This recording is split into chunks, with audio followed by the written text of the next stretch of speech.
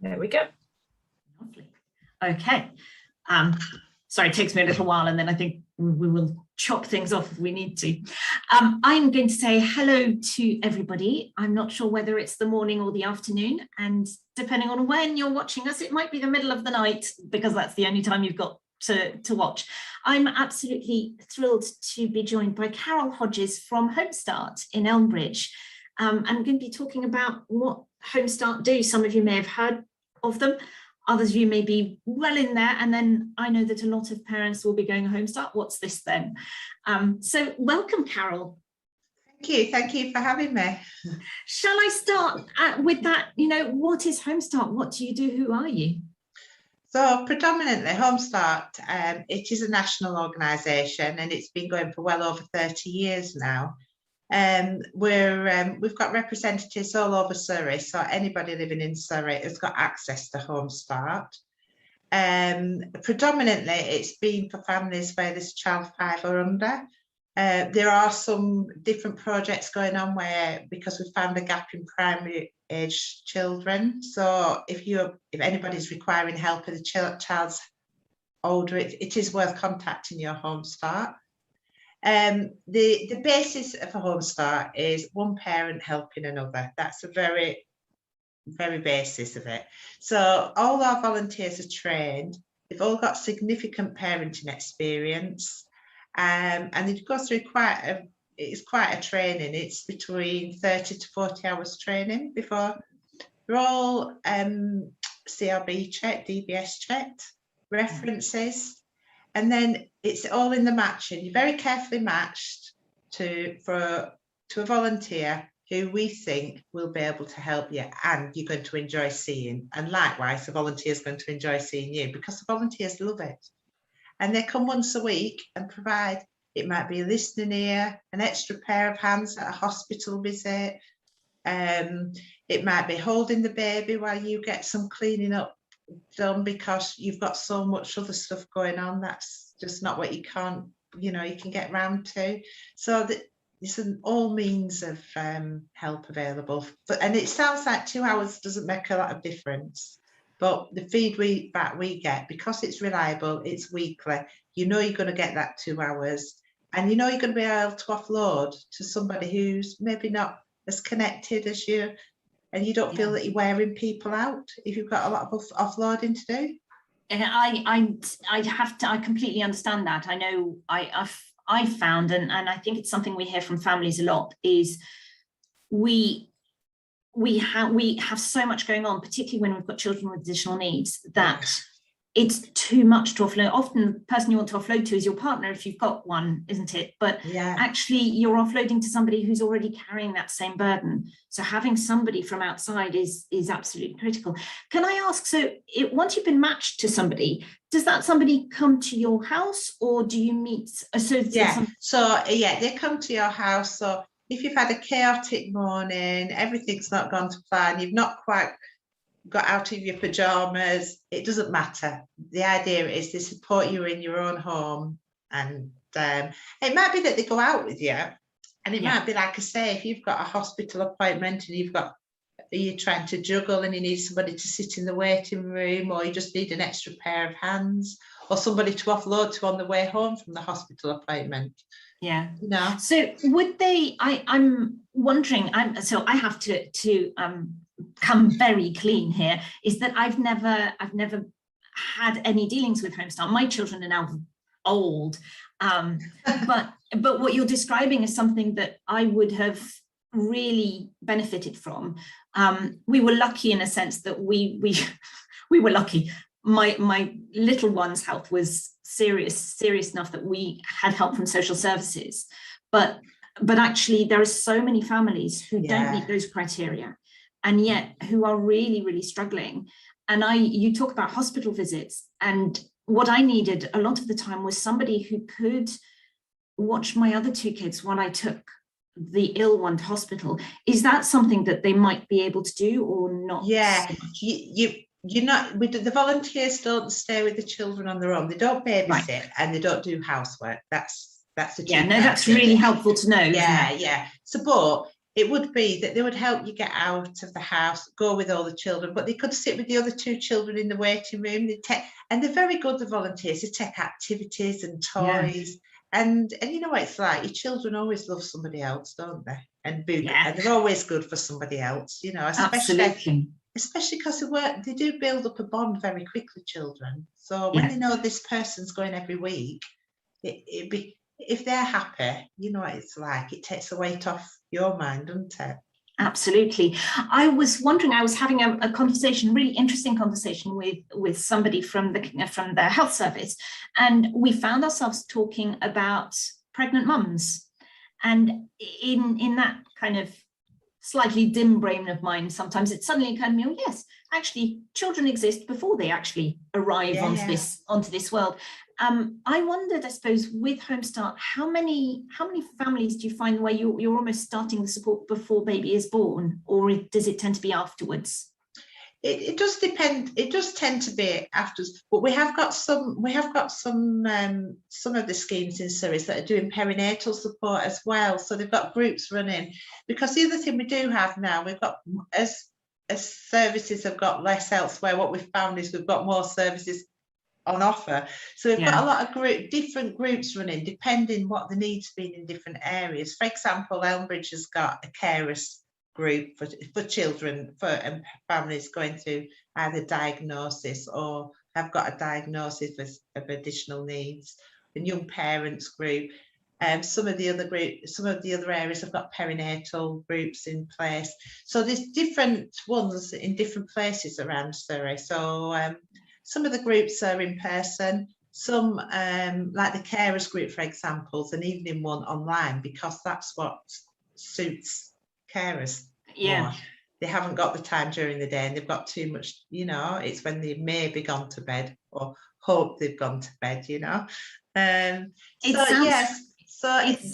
can have a volunteer and you can attend one of these different groups as well, you know, if you can have both, you know. It sounds as though you're really responsive. In doing this event, we've been really aware of the range of parents that we're hoping to reach, and we know that we've got parents who either know before their baby is born or soon after that baby has got challenges that we don't know how long they're going to last, but they are there. But at the same time, we also know that a lot of parents will have a 2-3-year-old and they're tearing their hair out because the parenting books don't work. I love your recognition. I remember so vividly, you know, with my toddler going, why does nothing work? And other parents saying, oh, you just need to put them on the timeout step. You know, no, 3 days in, it's still not working. No, it doesn't. And I wonder how often, or you know, if it's something that you find your volunteers are almost some of the first people to notice that there's something that's a little bit challenged. How does that tend to work? Yeah, because what happens with volunteers, we meet with the volunteers every 6 to 8 weeks. So for safeguarding reasons, as much as to support them, to make sure they're enjoying it.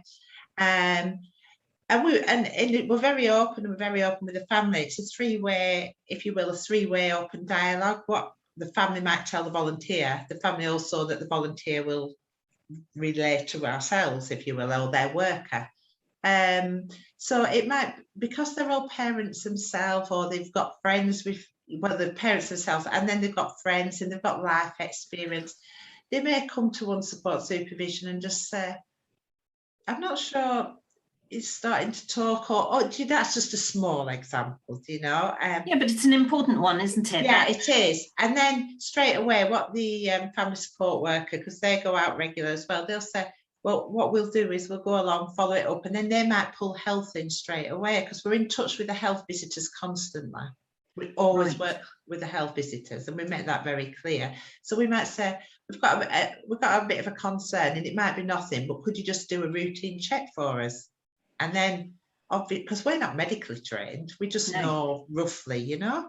And then it's down to the medical staff to kind of, the health professions to go. That's really interesting. So does that mean, one of the things that we've found in the last year or two, we've been working in this earlier space a little bit more, and one of the things that came through was that because of the routine checks, the way they're spaced, we do have a number of families that actually they've noticed something is wrong, but they can't get seen until the child is 2.5.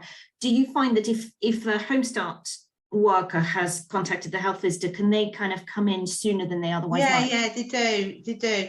And also we do work really closely with the health visitor, so I do want to put their message out there. If you ring the health visitor and you explain that you think that there's something not that you're concerned about, they will see you before your 2.5-year check. They will see you before, if you explain why. They're trying to put the message out there. They're there to help you, and they will see you before then. That is really good. And I think what we'll try and do, hopefully on this video or in comments, or we are not technology wizards at Family Voice.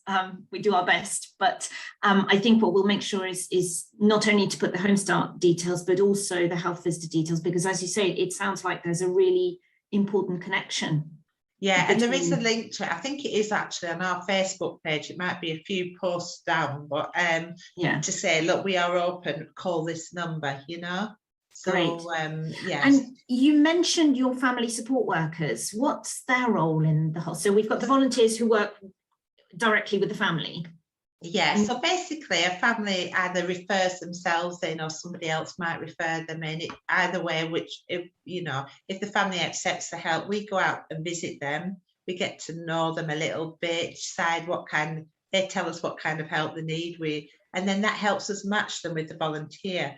And then going on from that, because what we want to do is leave parents with the resources and the services that they should have, Yeah. And so we work to get all those services in place to relieve the parents and to leave them in a place. We want to leave them in a place where they feel happy and able to continue the journey. Yeah. So the family support worker goes out at least every 3 months. It might be more regular if there's something, just to check on with the family, to make sure that the volunteer's working for them, to follow up on anything that might need following up on.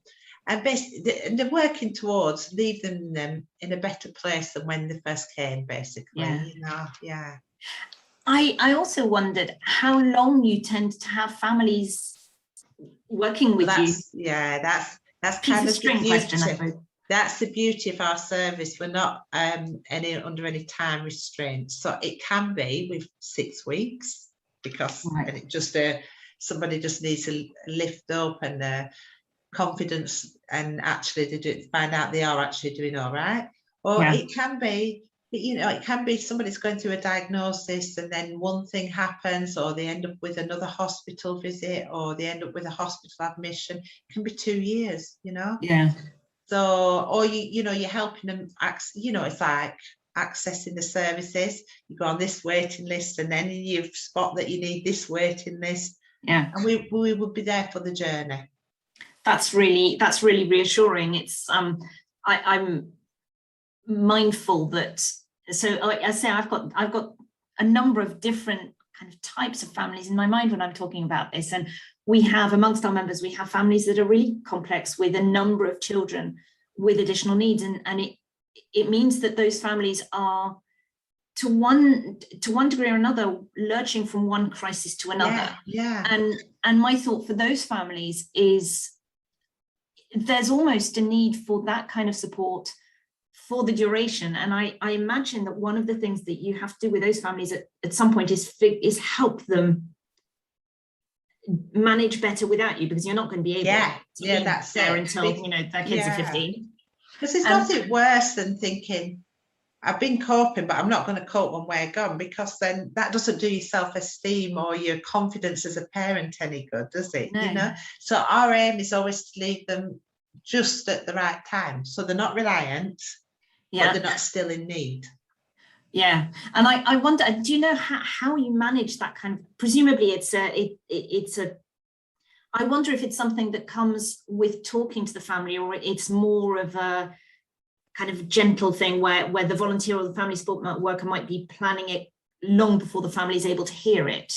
Yeah, it's a long, you know, sometimes it's not a long-term plan, sometimes it is a long-term plan, and actually the plan changes because, like you say, there's another crisis. So I mean, I've been in the families, like you said before, where there've been hospital visits or, you know, like quite serious ones that come out the blue. And we've been on an ending plan 4 times, do you know what I mean? And it's been scrapped and started again. And that's life, isn't it? Yeah, I mean, it sounds wonderful. I wonder, for families who are in that kind of thing, do you have a service that you can kind of hand them on to if you feel that actually that family is going to need ongoing support? Well, what we kind of, because we're 5 and under predominantly. Yeah. It's normally that's because they go into a school system, and that could be, well, it might be, you know, it might be, so we work closely with some of the schools with, say, additional needs units, or some of the other schools which are actually out the borough, aren't they? Yes. Where they, unfortunately, or with school transport. So we kind of try and put a new plan in place that's going to prop them through, because we can't stay till 16, you know. No, and it's so what you're describing, that one of these things, again, I will come back to my other kind of family that's in my head, but with these complex families, often they find themselves very isolated. So where a more traditional family, by the time they reach 5, you've got a network of friends and parents, don't you? And we often lack that. And having somebody who's going to come and I mean, I imagine that a lot of those volunteer parent, it's very much like a friendship, isn't it? It's like a friendship, and it can be, and also it can be like an advocacy. Like from our point, from a worker's point of view, you might be going on meetings, you know, team around the child meetings, you know, and said, because you, and the advantage is because you are seeing them every week, there's certain things that you know. Do you know? I mean, there's not many professionals that actually go every week, is there? Do you know what I mean? Or they might go every week, say, for a certain amount of time for this purpose or that purpose. But to be going every week for a prolonged amount of time, you know that you know the person, don't you? And you know, I mean, you know the child. Yes, exactly. And I think having somebody from outside who sees that dynamic and who is able to say, you know, this mum might look all happy and positive the whole time, but actually she's really struggling, or this mum looks like she's in pieces, but actually she is doing a really good job. It's so helpful, isn't it, to have somebody who will be heard by professionals in a way that parents sometimes aren't. Yeah, and you can speak up to you in a meeting, you know, and say, well, no, and you can have that 3-way conversation, you know, like, well, do you not remember last week when this happened, that happened, and then they say, oh, because you forget yourself, you've weeks, so when you've got appointments and you've got the day-to-day of getting up, doing this, you know, you can forget yourself, can't you? Yeah. So the other kind of family that I've got in mind, I suppose there's a whole range, isn't there? But as I said, we know that this early years period is the bit where if there is an additional need or a disability, that's when it can start appearing. But between a child who's got a neurodevelopmental disorder or a toddler who's having a tantrum, it can be really difficult to tell the difference. And as a parent, you know, am I a parent that's going to be, oh my goodness, this isn't quite right, I really want help? Or am I a parent that's going to say, no, they're absolutely fine, they're just a toddler? Because actually the idea that I might be dealing with something more is so overwhelming. And I wonder how your volunteers kind of help families navigate that world of, is there a problem, isn't there? What's normal and what's not, I suppose. Yeah, they work very closely with a family support worker. Right. And there is, you know, like you say, you've got 2, you've got, you know, you can have a situation where they think there's a problem and actually it could be just normal it's just normal, the boisterous boy or something, you know. Yeah. And that's just an example. And I'm not biased because all mine are boys, so, you know. And then you kind of the volunteers' role is to reduce anxiety, just let it see how it goes, see what happens when they go to nursery, you know. Yeah. Or you can have the other extreme where we know probably within a couple of weeks there's something, but you know that the parents aren't ready to hear that yet. Yeah. And then that's when you kind of, we have got this relationship with the health visitors and suggest, maybe you could do a check here, and maybe, and you do it at we go at their pace, because it's a bit like, it can be like a bereavement process, can't it? Yeah. And we were fortunate here that we do have a counsellor attached to our service, and quite often people that we refer to the counsellor when we've met the families and know them a while, and quite often it has been that bereavement process, and that just the whole change of life. It's a realignment, isn't it? In whatever way you thought you were on this path, and actually, oh no, you're on a different path, and that's really difficult to process.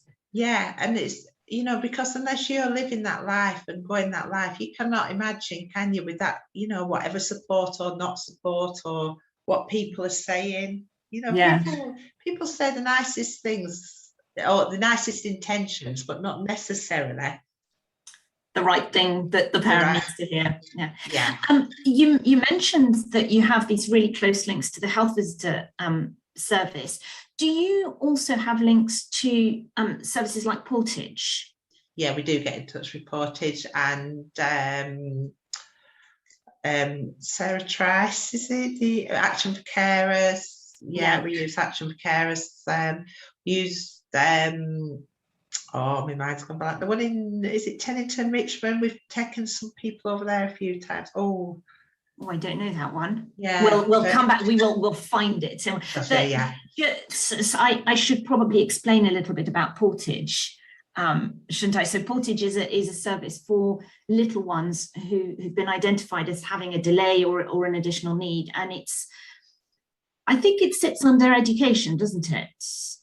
Yeah, sometimes our volunteers have gone in to look after the other children while mum's had Portage in. That has been the kind of a common one. Yeah. So I remember, my experience Portage was very, very good. And it's this combination, it feels like play a lot of the time, but certainly they really helped get my little one talking and understanding kind of instructions, that kind of thing. But it feels as though Home Start potentially is just this amazingly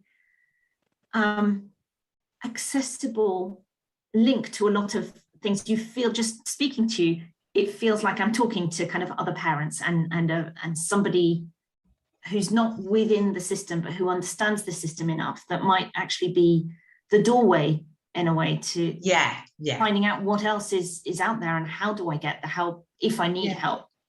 Like you could have a volunteer, and that might be very nice, but it is a bit of a doorway, because I suppose the more parents you see, the more you know what's out there. Yeah. And we've got quite a team now, so between us, somebody will shout, oh, have you thought of this? Have you thought of that? So that's how, it just. That sounds really good. Just kind of off the top of my head, I'm wondering, so we have members who have children at all ages, and the last few annual events we've done have been focused on preparation for adulthood, and we really wanted to look at this beginning part of most people's journeys. But I'm really struck by the fact that all of your volunteers are parents themselves, and I suppose I wondered, are you on the lookout for volunteers as part of what you do normally? And if, always. So if some of our older parents who might, life might have settled for some of them. And if that would be something, I suppose it leads to that. Do you have a proportion of your volunteers who have children with additional needs themselves and who've come in because they felt that gap when they were younger? Yeah. We have parents, we have volunteers that come and do it just because they've got the extra time to do it and they've got a passion for working with children. Some like babies, some have been through, say, emotional health, postnatal depression, and they're now okay and they want to give back. Some, like you're saying, have gone through the challenges with going through diagnoses and things like that, and they want to give back as well. So, you know, there's all varying degrees, but we demand never goes down for services. So demand for volunteers never goes down. We're always open. If anybody would like to volunteer, just call me. Great. And so, I'll refer, if it's not an Elmbridge, I'll pass you to your local one, you know. Oh, that's really good to hear. I think one of the things that's always a little bit daunting, particularly with big national organizations, is how do I find my local contact? Yeah, well, if any problems, just come to me and I work very closely with the other ones and we'll put you in the right direction. That's really good. And I think, you know, the big thing for me that I heard was that you are a service that a parent can self-refer to. Yeah. So I think we will make sure that that's big and wide, and contact Hosa, find out more about them. Yeah, that's fine. Is there anything about what you do and how you interact with various parts of the system that we haven't covered, do you think? I don't think so. I think we're kind of part of most networks within the early help, you know. So yeah, I think we've kind of, you know, we're under the early help umbrella. You know? Great. Well, thank you so much. I think that's probably feels like quite a nice place to stop. As ever, you know, I will say to our members that if you're watching this video and you've got questions, come to us and we will either put you in touch with Carol or one of her colleagues, or we will signpost. But we would love, and one of the things that we do is try, if you've got questions, we will get back in touch with Carol and find some answers. Okay. So thank you so much, Carol. It's been an absolute delight to get to know you and learn about. Thanks for having us. Thank you very much.